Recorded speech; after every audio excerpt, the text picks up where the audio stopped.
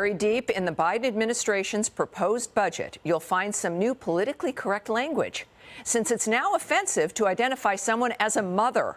That term has been replaced with birthing people in the section about maternal mortality. But the administration wasn't very consistent. They go right back to using the word mother when discussing paid leave. So which is it?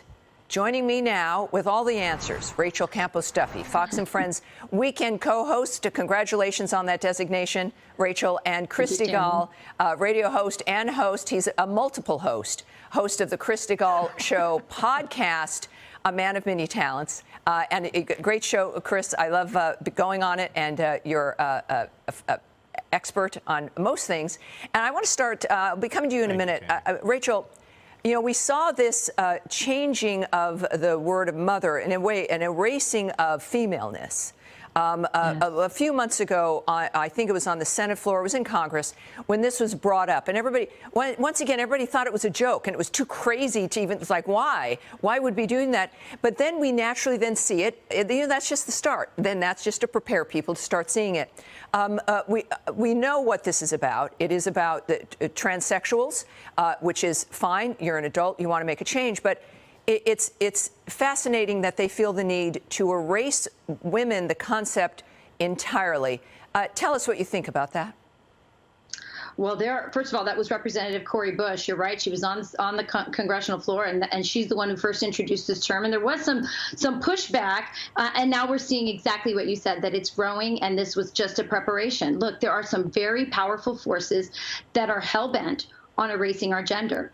And in order to win this battle, Tammy, pre-woke feminists, you know plenty of them, are going to have to do something very uncomfortable. They are going to have to join forces with people that they generally don't like, conservative, pro-life women and men, evangelicals, and they're going to have to join forces to fight this. Because make no mistake, this is exactly what they want to do. They want to erase our gender. They want to erase our femininity, our purpose, and our identity as procreators in the creation process, in the birthing process.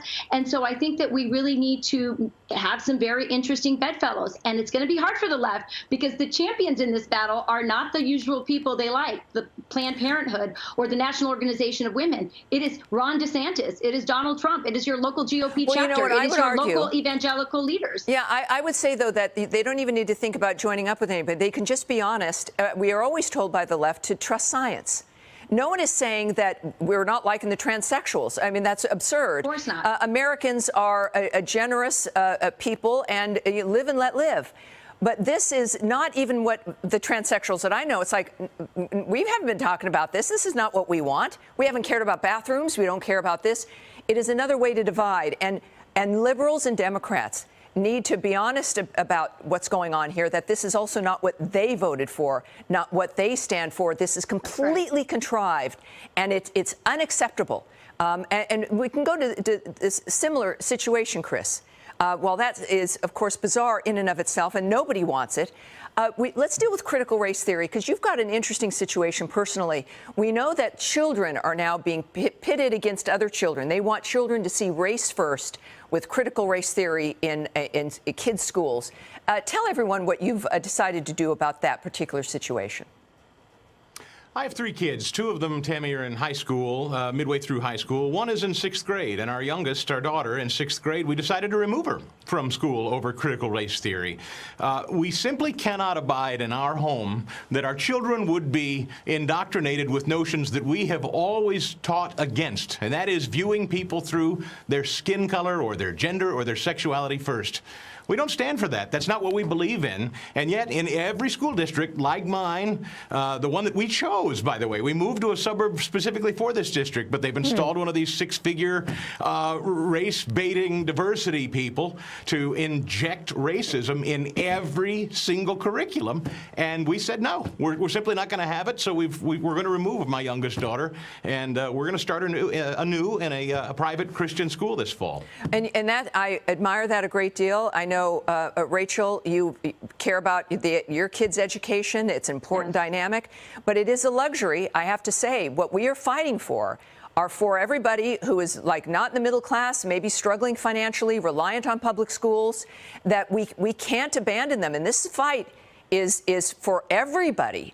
And I'm looking forward, I think, to the fact that this kind of conversation, this is about all kids. In fact, it's not about denigrating anybody. This is the fight against denigration, actually embracing everyone. So you, both of you, do a great job personally and in your work. And thank you very much. Rachel Campos-Duffy, of course, you'll see her on the weekends and everywhere else here on Fox. And Chris DeGaulle, all over on radio, Philadelphia, and his podcast. Thanks to both of you for coming on tonight.